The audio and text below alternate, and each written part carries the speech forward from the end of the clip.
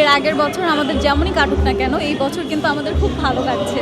আপনারা দেখতেই পাচ্ছেন আমরা বাঙালি হিসেবে বাঙালিয়ান কালচারগুলো খুব ভালোভাবে পালন করছি। যেহেতু আমরা একটা জেনারেশনে আছি, সেটা হচ্ছে জেন জেড।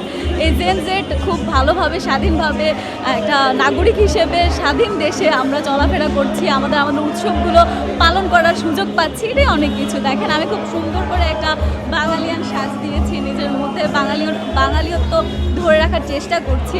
এই বছর আমার অনেক কাজের প্রেশার ছিল, ইনশাল্লাহ পরের বছর আশা করি আরও ভালো কিছু হবে। আর এই বছরের মূল টার্গেট ছিল যে আমরা একসাথে সবাই সমবেত হব।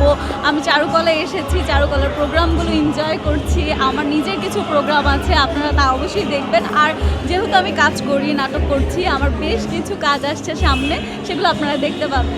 ধন্যবাদ। আমার জন্য সবাই দোয়া করবেন, আর আমি সবার জন্য দোয়া করছি যাতে এই বছরটা, যে বছরটা আসছে, সে বছরটা সবার অনেক ভালো কাটে। আমি অনন্যা। আমি স্টুডেন্ট, পড়াশোনা করছি আর পাশাপাশি নাটক করছি। আপনারা কম বেশি আমার কাজ সকলেই দেখেছেন, আর না দেখলেও দেখবেন। আমার জন্য সবাই দোয়া করবেন।